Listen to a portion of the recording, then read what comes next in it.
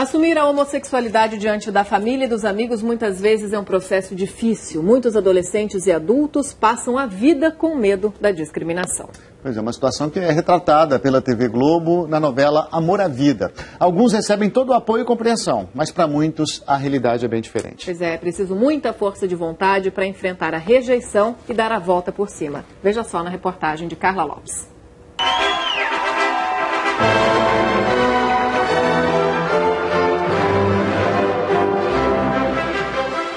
O relacionamento começou há 8 anos. Eles namoraram, noivaram, casaram no civil há 5 meses e vivem juntos nesta casa na região oeste de São Paulo. Deco é jornalista, Chesler estilista. Se são felizes, não precisa nem perguntar. Deco se descobriu homossexual na adolescência. Se apaixonou por um amigo. Por mais de 10 anos, escondeu da família. Aos 26, decidiu sair do armário. Contou para a mãe e os irmãos, só depois para o pai. Foi ótimo. O pai ficou bravo porque ele foi o último a saber. Todo mundo sabia, menos ele. O doutor Ivan, pai de Deco, conta que se sentiu aliviado. Para mim não foi um choque, foi um alívio. Porque eu já tinha percebido que eu era gay.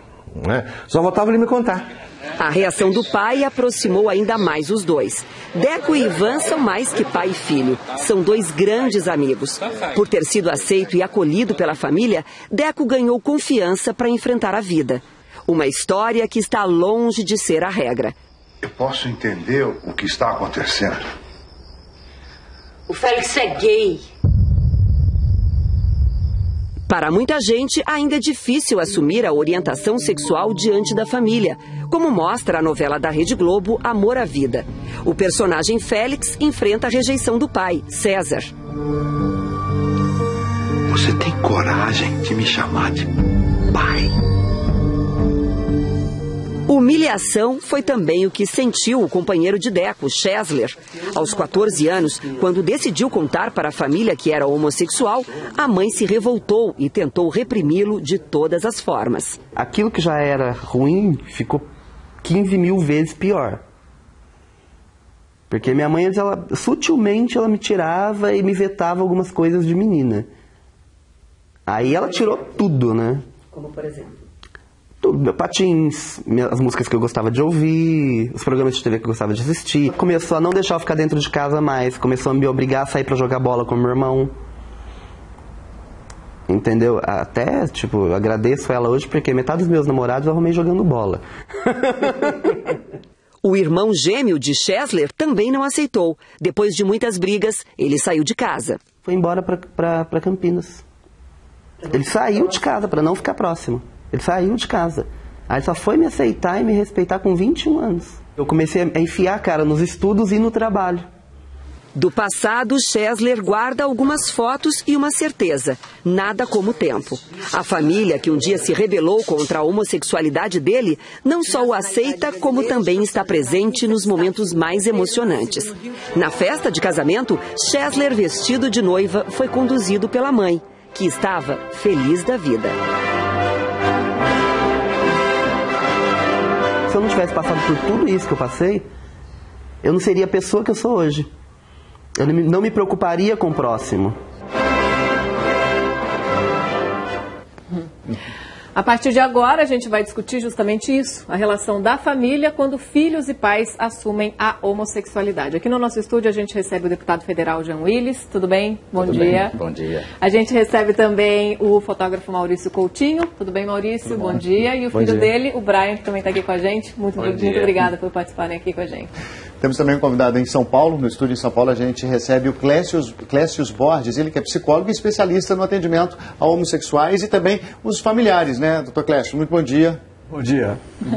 Muito bem-vindos todos vocês. A gente quer te convidar também, você, assinante, a participar desse debate, dessa discussão, mandando sua pergunta ou então fazendo o seu comentário, contando a sua história no g1.com.br/globonews. Se você preferir ligar, o telefone da nossa central de atendimento é 4002-2884. O custo é de uma ligação local de qualquer lugar do país. A gente aguarda a sua participação no debate que começa agora. Olha, tanto o endereço, só lembrando, tanto o endereço quanto o telefone está embaixo do seu vídeo, só anotar e mandar a sua pergunta ou o seu comentário. Já tem assinante participando aqui, a gente vai ver o primeiro comentário aqui no telão. Gostaria que vocês deixassem claro que ser gay não é uma escolha. A pessoa já nasce com sua preferência. Se fosse uma escolha, todos teriam que escolher, inclusive os heterossexuais. É a opinião do Sandro Moreira. Jean, queria começar falando sobre isso contigo. Nesse momento que a pessoa se descobre, porque a maioria das crianças é criada, claro, como um menino heterossexual e a menina também. Que momento se descobre isso e como é isso para você compartilhar com a família, né? Queria que você contasse a sua história pra gente. É bem complexo responder isso, porque, na verdade, a diferença, que aí não é só a orientação sexual, mas o que a gente chama de expressão de gênero, aparece muito cedo na vida da gente. A gente viu aí na história do... Esqueci o nome dele agora. Personagem da nossa porque eu conheço ele como Loren, o nome do drag queen dele. Mas, enfim, é a mesma história minha também. Primeiro, é uma expressão de gênero. A gente não se identifica, a maioria de nós... homossexuais masculinos, né, gays, a gente não se identifica com as coisas que a sociedade diz que são de meninos. Então, não gosta do futebol, prefere estar com as meninas, prefere os livros, o desenho. E a família nota essa diferença e a família começa a impor uma violência simbólica sobre essa criança. Quer dizer, obrigar a gostar de futebol, botar para conviver com os garotos, tirar a boneca da irmã, da mão dessa criança. Enfim, começa uma violência a se impor. E essa mesma sociedade vai colocando essa pessoa num lugar, né? Então, quando eu digo que é difícil responder, é porque tem uma questão de expressão de gênero e depois a orientação sexual que tem a ver com o desejo, com o afeto, que começa a aflorar ali na adolescência como todo mundo. Quer dizer, os gostos começam a aparecer na adolescência. E é nesse momento que a gente se sente mais sozinho, porque você já tem uma consciência do mundo, você já tem uma consciência do seu afeto, você já sabe para onde ele se dirige e todo o mundo em volta está dizendo não, inclusive a sua família. Agora, a família é sempre a primeira a saber e a última a acreditar. Porque ela vê esses sinais aparecendo, mas depois ela se comporta como se fosse uma grande novidade. Eu queria justamente aproveitar esse gancho que você está dando para perguntar aí para o Maurício, né? Como é que foi, contar um pouquinho também como é que foi essa história, né? Houve essa percepção logo desde cedo, como é que foi? Eu vou te falar que ser uma criança gay é uma coisa muito complicada, assim, e é uma coisa muito estressante. É uma pressão desgraçada, porque a sociedade inteira te impõe aquela coisa do heterossexual. E eu não tive nunca dúvida de que eu era gay. Assim, eu me lembro desde que eu tinha... A minha recordação mais distante, quando eu tinha 8 anos, eu estava na Inglaterra, meu pai era militar, e a gente morava lá. E eu subia na escada do segundo andar, que a gente tinha levado uma empregada do Brasil, e ela tinha uma revista de homem pelado. E eu toda noite ia lá conversar com essa revista, abrir e dar boa noite pro Centerfold, que é o cara que fica no centro, e beijava ele. E ia dormir com 8 anos de idade. Então, uma coisa que pra mim era muito natural, eu achava aquilo muito estranho, eu achava que eu era o único homossexual do planeta, óbvio, 20 anos atrás.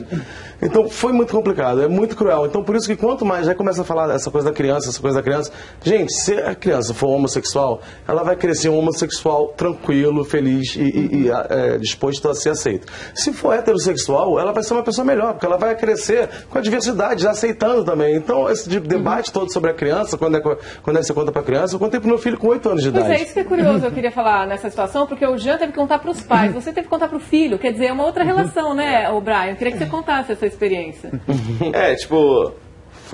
Eu não tenho muitas lembranças, né, porque com 8 anos de idade a minha memória é tão boa quanto a dele. Eu não consigo lembrar muito bem. Mas sempre foi muito tranquilo. Ele me contou, eu me baseio mais na história que ele escreveu, no blog, foi do nosso blog. Que a gente fez uma viagem, ele preparou já todo o esquema para me contar, tudo mais. E a minha reação era como iam tratá-lo, sabe? Eu não tinha problema de como eu me tratar. Eu ficava preocupado com ele, é meu pai, né? Você quer proteger. Foi fofo. Então, mas eu fiquei preocupado, achei que tinha falado alguma besteira, né? Aí ele falou pra mim, mas vão sacanear. Eu falei assim, alguém me sacaneia agora? Ele falou, não, pois é, todo mundo sabe, ficou bravo comigo. Você só está me contando, ninguém me contou. Eu falei assim, você só tem 8 anos.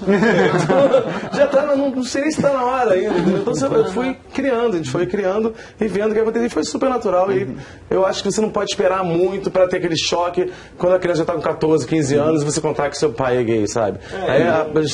Aí tem todo um drama. O meu não teve drama nenhum por causa disso. E não traumatiza, não tem nada, entendeu? É uma coisa que é muito natural, né? Dr. Clécio, essa é uma relação que não se repete, né? Com muita frequência, às vezes, nas famílias brasileiras, né? Existem casos aí, queria que o senhor relatasse um pouquinho a experiência também, Porque às vezes é difícil, né? Tanto nessa situação inversa, como também os pais aceitarem os filhos. E queria que você contasse qual é o caminho a seguir, né? Qual o melhor procedimento num momento como esse? Olha, é difícil, né? Porque, como vimos aí, cada história é uma história diferente, né? O que a gente percebe hoje em dia é que há, de fato, uma maior visibilidade dessa questão das diferentes orientações sexuais, tanto que nós estamos aqui falando sobre isso. Portanto, maior visibilidade, uma maior tolerância com essas diferenças, mas a gente percebe que, à medida que se aproxima do âmbito familiar, isso não necessariamente se reflete numa maior aceitação. E essa aceitação da família vai depender de uma série de fatores que tem a ver com os próprios valores familiares, com tradições religiosas e tudo mais. Então, no geral, o que a gente vê é que, de fato, as famílias ainda não estão preparadas para lidar com uma realidade como essa, porque vivemos numa sociedade, numa cultura que é heteronormativa. Então, as pessoas esperam que, naturalmente, as pessoas sejam heterossexuais, né? Agora, como cada família vai reagir é bastante diferente em função dessas variáveis que eu falei com vocês. Algumas famílias conseguem compreender que, na verdade, isso não é, como foi falado também de maneira muito clara, uma escolha, né? Todos nós compreendemos hoje que as diferentes orientações sexuais, elas são uma expressão natural da sexualidade, ninguém sabe exatamente como que isso se forma, da mesma maneira que não se sabe como se forma a heterossexualidade, né? Então, essas famílias tendem a buscar mais informação, tendem a compreender um pouco mais do que se trata, e essa busca de informação tende a levar a uma maior aceitação. Não necessariamente, como eu falei agora há pouco, porque tem também os valores que podem ser valores, por exemplo, valores religiosos muito contrários, e aí a coisa fica muito mais difícil. Doutor, só falando aí sobre a aceitação da família, a edição das 10 foi às ruas para ouvir justamente a opinião das pessoas sobre esse assunto. Vamos ver. Tendo em vista, né, uma programática da novela atual, eu reagiria assim como a novela atual, né? Mas, ao longo do tempo, eu vou adotar que os direitos são iguais, sexualmente falando, tanto para o homem como para a mulher. Mas eu agiria como o César no momento. Eu ia ficar muito chateada, né? Porque o pai dele é machista, o pai dele jamais ia aceitar. Ele se botar uma tatuagem, o pai dele não gostou. Falou que se ele botasse uma tatuagem, que ele botava ele para fora. Então, realmente é complicado você criar um filho com tanto carinho, achando que ele é um homem e de repente ele virar um gay. Tudo bem, cada um tem sua opção, né? Mas pra gente já é diferente, ainda mais a gente que vem lá do interior não aceita essa situação. Pois é. Uma tatuagem já dá problema. Não, interessante também, né? São duas opiniões bem interessantes, porque primeiro, né, Jean, falando que agiria como o pai da novela e depois tentaria abrir a situação, mas a primeira reação sempre é essa, a contrária. A mãe, que parecia um pouco mais tolerante, no fim, né, também já colocou um pouco mais de resistência, né? Eu acho que a palavra é melhor. No fundo, os dois têm problemas, né? Na verdade, é uma expectativa muito grande dessas sociedades, das nossas sociedades, é uma expectativa de que as pessoas nasçam e sejam heterossexuais. É isso que a gente chama de heteronormatividade, é esperar que todo mundo seja heterossexual. E mesmo aqueles que apresentam os traços de que não vai ser heterossexual, essa sociedade impõe uma violência sobre ela para que ela seja.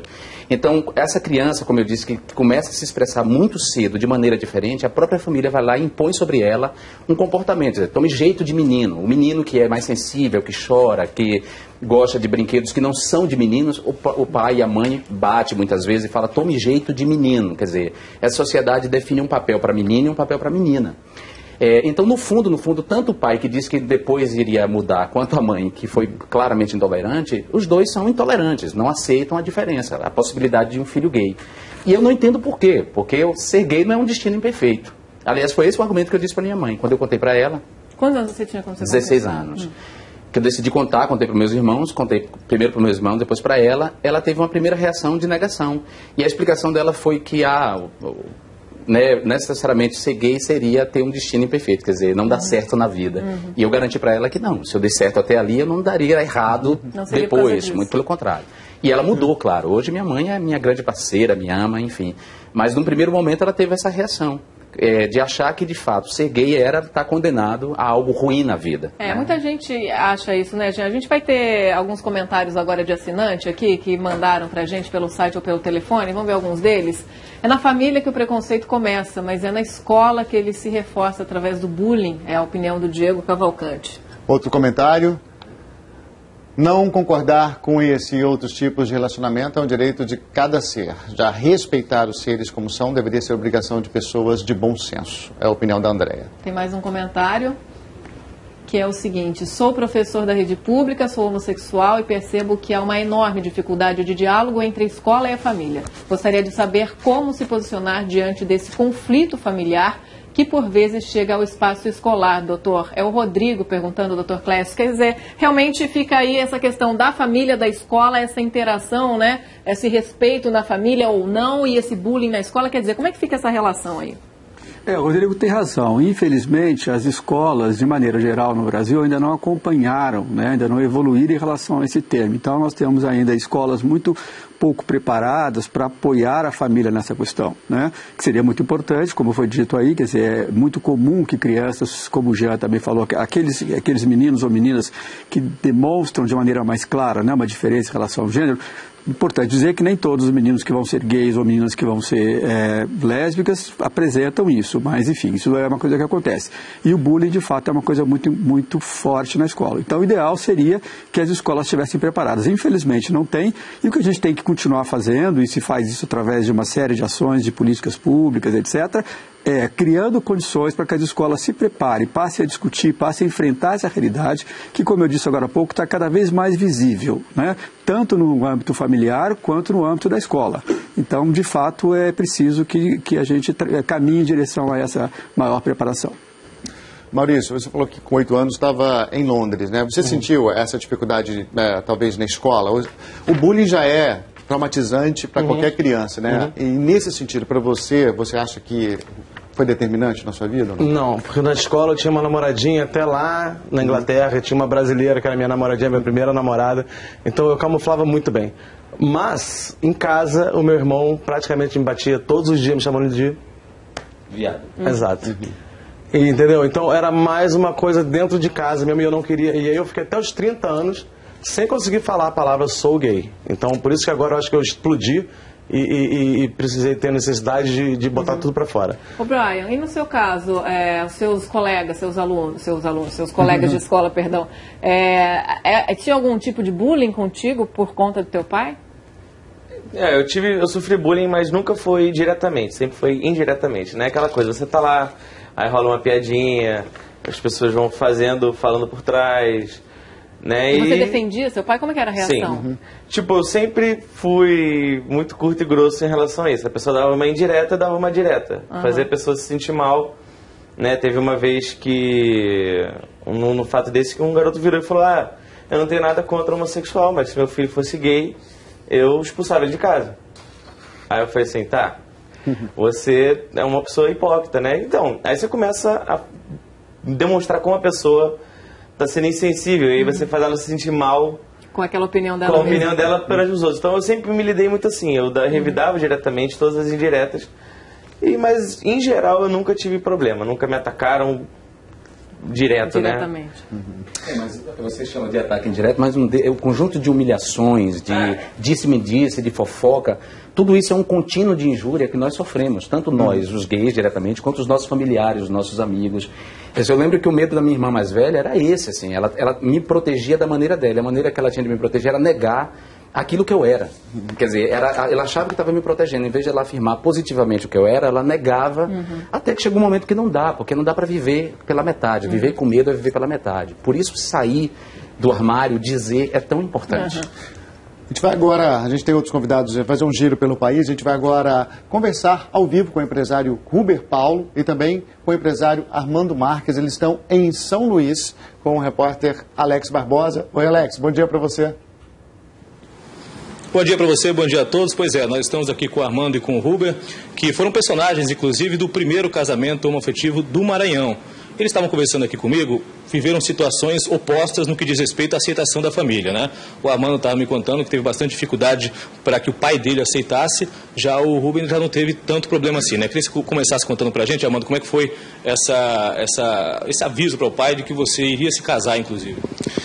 Então, na verdade, quando eu assumi a minha homossexualidade, ele teve uma reação igual estava te falando do pai do Félix, a novela. Foi bem grosseiro mesmo. E me assustou muito, eu fiquei muito assustado com tudo aquilo. Eu falei, poxa, sou estranho do mundo, assim. E Você tinha quantos anos? Eu tinha 21 anos, hoje eu estou com 29, então foi muito recente, assim. E isso tudo para mim foi muito novo. Com a história do casamento, muitas pessoas da minha família ainda não sabiam da homossexualidade e acabou sabendo a partir do casamento que aconteceu. E ele não veio, assim. Eu entendo a posição dele de não vir, porque eu não posso querer que ele entenda um assunto que talvez para ele é muito complicado, principalmente por eu ser filho dele e carregar o nome dele. Ele sempre quis ser um filho homem e eu sou homem, vou continuar sendo homem, mas talvez não no formato que ele queria. Isso às vezes é um pouco complicado. Já minha mãe, minha irmã, minha família toda aceita, sim. Minha avó, por incrível que pareça, teve a rejeição também, sabendo recentemente. E assim, eu fico muito triste por um lado e feliz por outro, por saber que aos poucos a gente vai conquistando esse espaço, a gente vai buscando aceitação de uma forma natural, sabe? Sem forçar nada, mostrando para eles que somos pessoas normais, que temos uma relação como qualquer outra pessoa aí. O Rubem estava falando para mim que teve sempre muito claro isso na sua casa, né? Você foi criado pela avó, inclusive. Eu queria que você contasse para a gente como é que foi essa relação. Isso, na verdade, eu venho de uma família de artistas, né? Em contrapartida de uma família muito conservadora, mas eu creio que a minha postura sempre foi um menino muito sério, muito estudioso, sempre fui um ótimo filho, um ótimo aluno, então acho que isso contrapesou um pouco.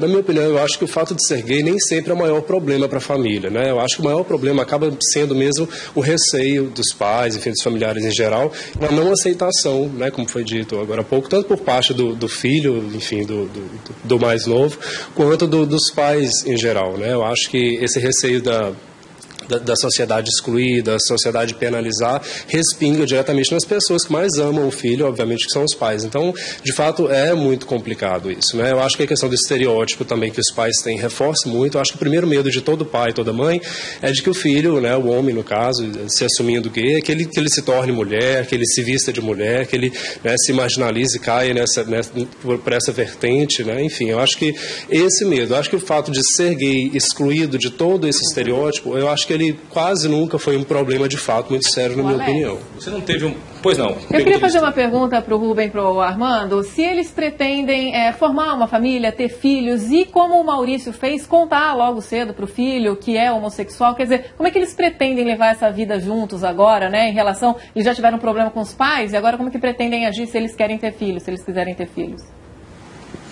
Claro, assim, a gente já é uma família, né? Eu e o Rubem casamos, então já somos uma família e vamos crescer sim. Isso é um trabalho que a gente já tem em mente e a gente vai programar isso mais para frente, mas claro, eu acho que falar a verdade dá uma expansão para que ele também entenda isso e consiga, dentro do meios dele, buscar o que ele quiser, porque na verdade a gente não vai falar, olha, meu filho, você tem que ser hétero ou você tem que ser gay.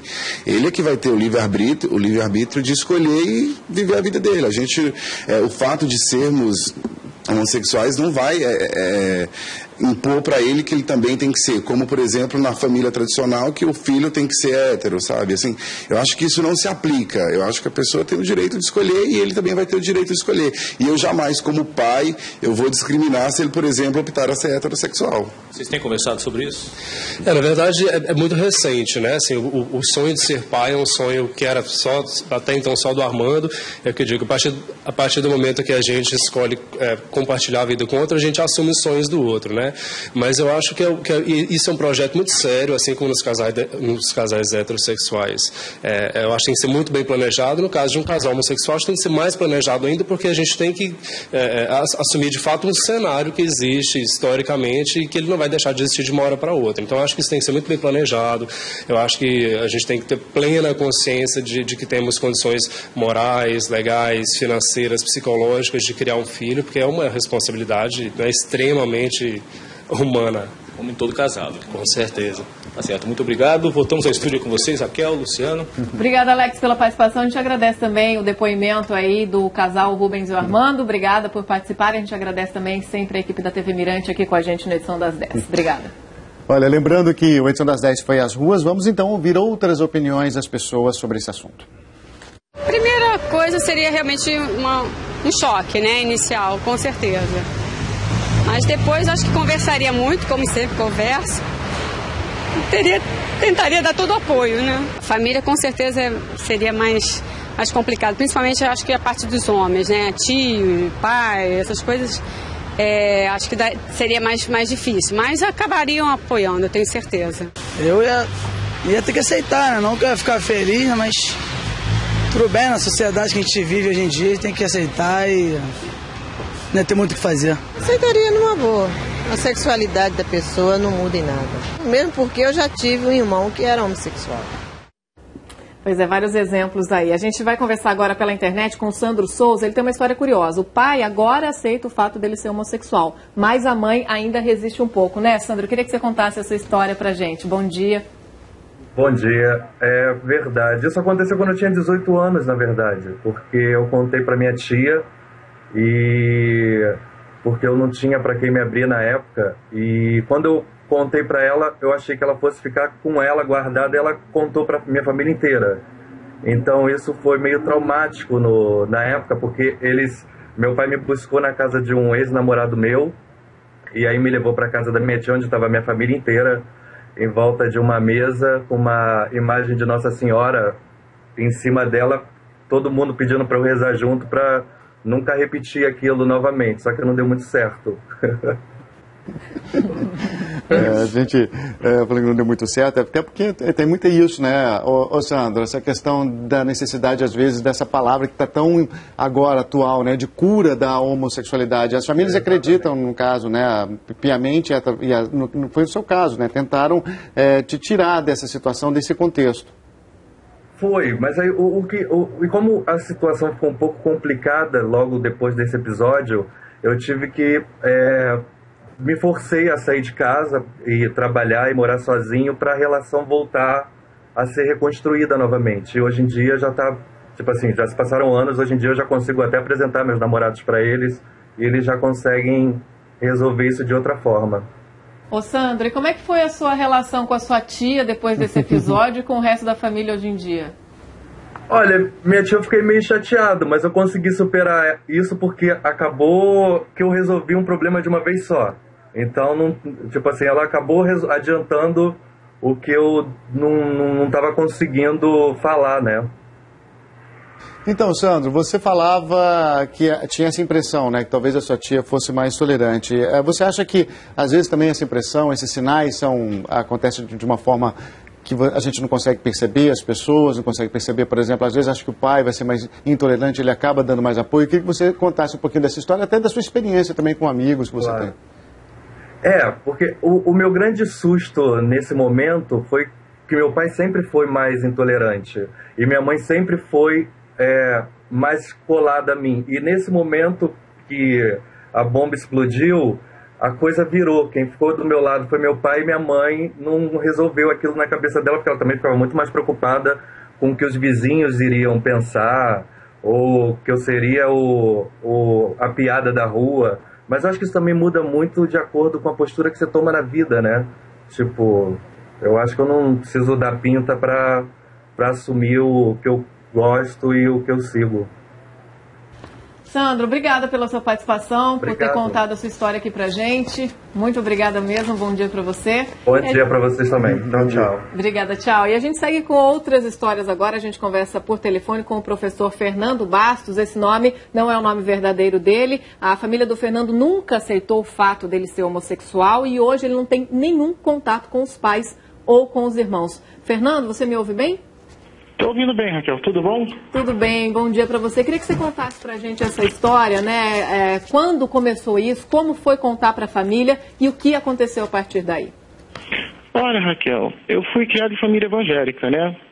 Pela internet eles descobriram que eu era homossexual, não tive aceitação nenhuma, cheguei a passar por todo tipo de agressão verbal, física também. O que o Félix passou na novela foi praticamente o que eu passei. Eu cheguei a frequentar grupos religiosos para buscar uma cura, para você ver. E até que um dia, depois cheguei a participar desses grupos, até que um dia eu percebi que eu tinha que me aceitar mesmo. E nesse processo meus pais não me aceitaram. Praticamente, quando eu conversei com eles, depois dessa conversa, em 3 dias, todas as minhas coisas estavam empacotadas, fotos, tudo que eu tinha. E até hoje a gente não tem nenhum diálogo, até hoje. Nem meus irmãos, nem minha irmã, nem meus pais. Há quanto tempo você não fala com seus pais? O que você sente em relação à sua família hoje? Olha, Raquel, é doloroso. É bem doloroso. Tem 5 anos já e eu não tenho nenhum contato com eles. Já tentei uma vez, mas chega uma hora que a gente tem que não sofrer, né? E eu segui minha vida. Hoje meus pais não fazem parte da minha rotina. Eu tenho uma tia que me aceita, que cuida de mim. E me sinto muito amado. Fernando, obrigado aí pelo seu depoimento. É um depoimento realmente muito emocionante. Dr. Clécius, esse tipo de reação da família pode trazer que tipo de reflexos, né? Para uma pessoa, que tipo de traumas para uma pessoa que está começando, vamos dizer assim, a vida adulta, né? Nesse momento é tão importante o apoio da família, né? Infelizmente, essa realidade ainda é muito frequente, né? Ainda temos isso muito frequentemente e evidentemente, o resultado disso é péssimo, porque, é claro que a gente não está falando da autoaceitação, né? Mas a autoaceitação é um passo inicial, quer dizer, para que a pessoa possa chegar e dizer para os seus pais e dizer para os amigos, etc., porque ele já passou por um processo muito difícil de autoaceitação, né? Então, se espera que a família, cujo laço fundamental, o laço mais importante é o amor, que a família seja um espelho positivo. E não necessariamente acontece isso, quer dizer, não apenas não aceitam, como a gente tem visto aí, como nesse caso especificamente, são pessoas que rejeitam, né, que colocam muitas vezes esses filhos para fora de casa, de uma maneira literal, até simbólica, porque daí também há um distanciamento. E isso para a autoestima, para o sentimento dessas pessoas é muito ruim, né? Quer dizer, como é que ela vai se sentir na sociedade, na vida, se a própria família não aceita, né? Agora, só queria fazer um comentário bem rápido. A gente tem falado bastante de aceitação e é importante entender que a aceitação não é uma coisa tudo ou nada, né? Quando a gente fala aceitação, a gente tem que entender que muitas vezes é um processo também. A gente viu algumas histórias interessantes de pais que no começo ficam muito surpresos, ficam muito chocados com essa novidade, né? E aí a gente viu também, que eu acho interessante isso, quer dizer, alguns pais têm alguns medos, outros têm outros medos, mas de fato, além da não aceitação em si, tem um medo do que vai acontecer com o meu filho, e esse normalmente acontece um processo, né, que é mais difícil no caso dessas famílias, por exemplo, com uma tradição religiosa muito forte, que por um dogma religioso acabam não passando por esse processo, que é um processo gradativo de aceitação, quer dizer, onde essa novidade vai sendo incorporada, vai sendo vivida, e esse relacionamento permite, né, uma convivência que, se não for de aceitação total, pode ser de uma aceitação, pelo menos no sentido da convivência um pouco mais respeitosa, etc. Doutora, a gente tem mais participação de assinante, a gente vai mostrar mais alguns comentários aqui de assinantes que chegaram pelo site ou pela nossa central de atendimento. Primeiro é o seguinte... Eu sou advogado? Sou advogado há 37 anos e tive uma cliente que disse que o seu esposo não aceitou o fato de ter um filho gay. Ela, como mãe, sabia da condição do seu filho e aceitou. Os dois quase se separaram. É o José Jesus que manda o comentário dele. Outro comentário diz o seguinte: quando eu me assumi aos 14 anos de idade, foi na base da pressão dos meus pais, que estavam muito preocupados porque eu estava desde os 12 anos deprimido. Me assumi e eles reagiram bem, dentro do possível, mas entenderam que era uma coisa que eu não escolhi. Bruno Beltrão.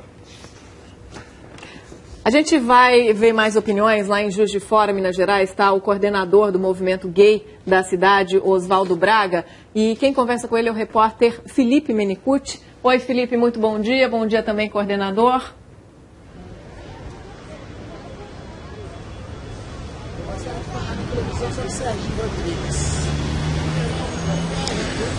Olá, bom dia para vocês, bom dia a todos. Olha, aqui em Juiz de Fora, há 13 anos, entrou em vigor a Lei Rosa, uma lei municipal que pune atos de discriminação contra os gays. O Oswaldo participou ativamente da implementação dessa lei aqui na cidade. Oswaldo, bom dia. É preciso levar essa discussão para o contexto político também, não é? A gente não pode tentar responsabilizar a pessoa individualmente pela questão da sua homossexualidade. Nós temos que entender que nós temos na nossa cultura, que é divulgada através da educação formal, aspectos homofóbicos. Né? Eu tenho repetido muito, a homossexualidade não é problema nenhum. O problema é a homofobia. Se não fosse o mundo ter o preconceito contra os homossexuais, assumir a homossexualidade, viver plenamente, saudavelmente e com alegria a homossexualidade, seria muito positivo. Eu sou gay, tive grande parte dos problemas relatados nesse debate eu passei por eles e, inclusive, tenho filhos, tive dificuldade na revelação da minha homossexualidade para os filhos, mas adoro ser gay. Gosto de ser gay, tenho orgulho de ser gay. Se não fosse a homofobia, eu acho que a sociedade poderia conviver com muito mais facilidade a questão da homossexualidade. Agora, como é que você entende quais seriam os passos para a rejeição se tornar uma aceitação, então, principalmente dentro de um contexto familiar, dentro de casa? Eu acho que nós não temos, nem o governo sequer tem o poder de influenciar um processo de educação familiar.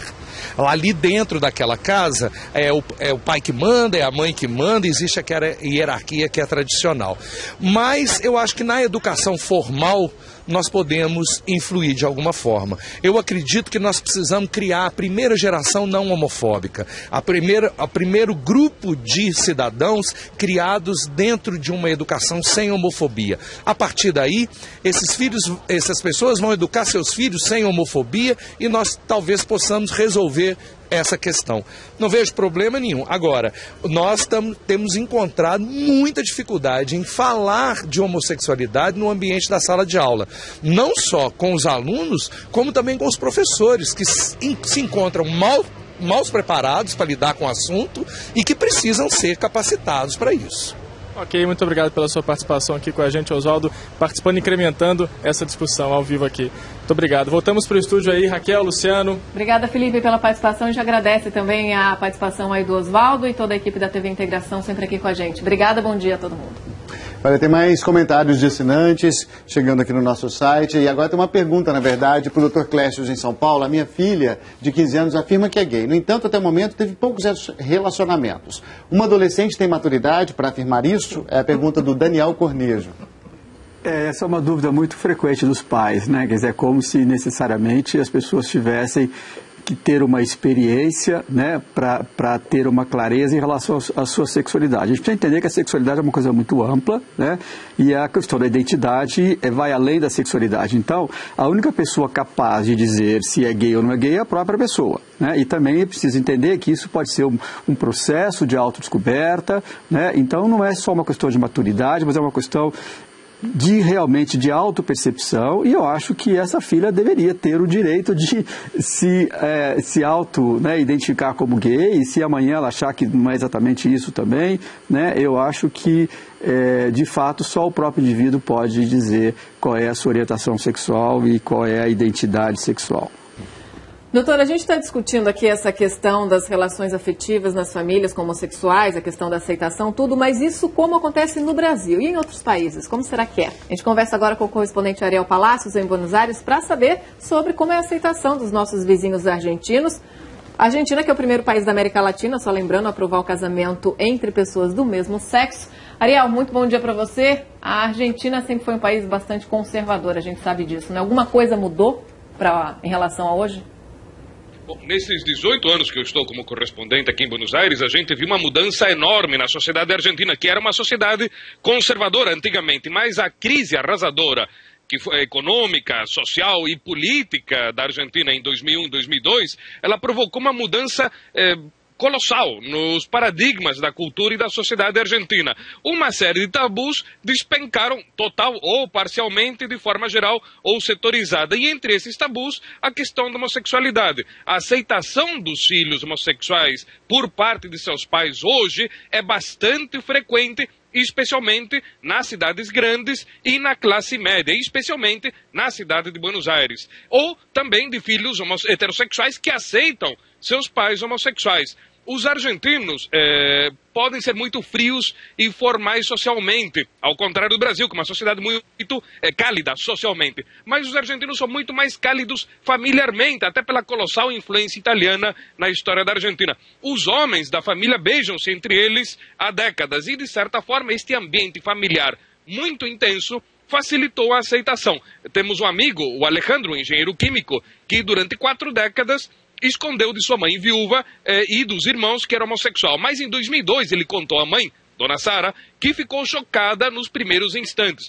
No entanto, o Alejandro apresentou seu namorado, o Anthony, que era um carismático, sóbrio e extremamente polido norte-americano, um pouco mais novo do que ele.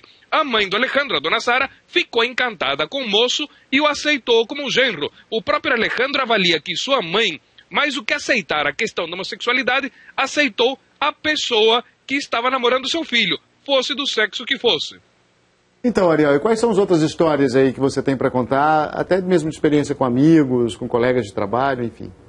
Há duas histórias muito legais. Um caso da Suzana e da Laura, duas garotas que começaram a namorar mais ou menos em 98, 99, e foram morar juntas 2 anos depois, digamos no ano 2000. A família de uma delas aceitava a relação, mas considerava que era algo passageiro, tal como um dos casos citados ali anteriormente no estudo. Bom, a família da outra a aceitava sem problemas. Em 2008, uma delas fez inseminação artificial para ter filhos. O surgimento dos netos atraiu os outros parentes que até aquele momento não haviam aceito a relação, mas outros parentes continuaram criticando. No entanto, em 2010, com a lei de casamento de pessoas do mesmo sexo, a Suzana e a Laura foram ao registro civil e se casaram formalmente. Aí houve outra mudança. Os avós e as tias-avós de ambas jovens, que não gostavam da ideia de que as duas estivessem vivendo de maneira informal juntas, aplaudiram a oficialização da relação. Isto é, a partir do momento em que ficou no papel, para eles estava tudo bem. E a outra história que conheço de perto é de um diplomata argentino de muito peso,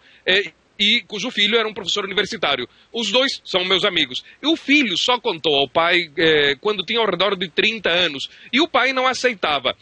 Não era agressivo com ele, mas continuava se reunindo com o filho sempre, de forma muito amável, mas não queria falar do assunto como se o assunto não existisse. Aí um dia encontrei os dois num café aqui emblemático de Buenos Aires, o La Biela. E os dois estavam conversando justamente sobre a homossexualidade. O filho havia conseguido levar à mesa esse assunto com o pai. Bom, o filho, aí eu apareci, o filho, que sabia que eu gostava muito de história militar, me perguntou, olha, conta para meu pai qual que é a importância dos gays nas batalhas decisivas da humanidade. Aí eu disse pro pai, que havia sido um diplomata, já estava aposentado, disse, olha, senhor Ricardo, a batalha dos desfiladeiros das Termópilas foi crucial na história da humanidade. Se não fosse pelos famosos 300 espartanos, que a gente viu recentemente em um filme de Hollywood, né, não estaríamos aqui, os persas teriam arrebentado tudo na Grécia. E o mundo ocidental teria sido totalmente outro. Aí o pai, que era diplomata, que apreciava muito história, refletiu, ficou calado uns minutos e disse, é verdade. E isso foi um clique. A partir dali a mudança foi radical na postura do pai em relação ao filho e o aceitou totalmente. Muito boas as histórias, Ariel, sensacional. Obrigada por participar aqui com a gente, por contar um pouco da história e como funciona na Argentina essa questão da aceitação dos homossexuais. E olha, 2 assinantes nossas ligaram aqui pra gente, a Eneida de Paula e a Marta Gonzalez, perguntando por que só tem homens no debate e não tem mulheres gays. A gente queria esclarecer que a gente convidou várias mulheres gays para participar do nosso debate. Elas aceitaram em princípio, mas desistiram na última hora, por isso que só temos convidados homens, mas as mulheres foram sim convidadas para participar desse debate aqui com a gente. Maurício, o Ariel tocou num assunto que é muito interessante, né? Às vezes os pais não tocam no assunto, né? E aí, o que você acha que... Esse é o quê? Um sistema de proteção? Sabe, às vezes tem todos os sinais, ou o filho tem um melhor amigo que já dura 10 anos, 20 anos, mas não tocam no assunto. Você tem amigos, por exemplo, que passam por essa situação, que preferem até mesmo não contar? E queria saber também da sua experiência. Bom, no meu caso, né, eu não contei, porque a homofobia vinha de mim mesmo. Assim, eu não queria ser gay de jeito nenhum. Com 18 anos eu botei na minha cabeça que eu não iria ser gay. Acho que a própria aceitação é a primeira dificuldade que a pessoa tem. Assim, grande, acho, mas é uma dificuldade permanente, né? Porque desde que eu me lembro, eu tenho esse problema, eu tive esse problema de aceitar até o dia que, com 30 anos, eu saí do armário oficialmente. Mas eu, com 18 anos, eu já tinha transado com homens. E aí, mas eu esquecia tudo, eu bebia, eu levava uma vida dupla, assim, ninguém sabia, nenhum amigo meu sabia, e meu pai e minha mãe eram muito próximos de mim, mas eu não sei como eu conseguia fazer isso, era quase esquizofrênico até, mas aí eu não lembrava, eu bebia, eu conseguia, apagava aquilo da minha cabeça, mas aí com 18 anos, quando começou essa coisa da AIDS, nos anos 80, eu falei assim, eu não quero morrer por causa disso, eu não vou ser gay. E aí eu fiz um levantamento dessas pessoas. Foi aí que eu descobri que já tinha saído com 38 homens. Porque eu, com 18 anos, eu não me lembrava. Eu sabia que eu tinha feito algumas vezes. É muito louco. É tanta negação que eu negava pra mim mesmo de tal forma que como se no dia seguinte eu escovava os dentes, tomava um banho, não era a mesma pessoa. Porque era uma explosão de coisas. Então eu saía, eu sabia que eu estava buscando alguma coisa e eu ia parar na porta de uma boate gay. E às vezes eu era tipo rico na época, eu morava no Adolfo Moreira, eu pegava meu carro e andava pelas ruas de Copacabana como se fosse um Michê. E aí pegava um cara, né, e ele no final ainda queria me pagar. Eu falava assim, não.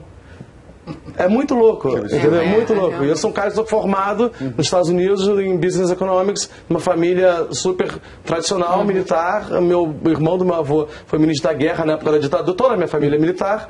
Então você imagina a pressão. Né? Até que eu casei e tudo mais, e é muita história. Se deixar, eu fico aqui contando a história toda. Pois é, Maurício, olha, a aceitação, inclusive a aceitação de homossexuais sempre foi uma das grandes polêmicas que envolvem a Igreja Católica. Mas recentemente o Papa Francisco disse que os gays não devem ser marginalizados na sociedade, né, Luciano? Vamos ver um trecho dessa entrevista que foi dada no avião quando ele voltava do Rio de Janeiro. Se uma pessoa é gay e cerca il Signore e ha buona volontà, ma chi sono io per giudicarla? E non si devono emarginare a queste persone per questo. Devono essere integrate in società. A gente já está terminando nosso debate, infelizmente, Jean, mas eu queria que você comentasse essa declaração do Papa, porque me pareceu um avanço, inclusive, um comentário desse vindo da Igreja Católica, né? Eu acho que é um primeiro passo, assim, né? O Papa falar abertamente sobre essa questão é um passo. Eu espero que isso se desenvolva num diálogo de verdade, que a igreja seja de fato inclusiva.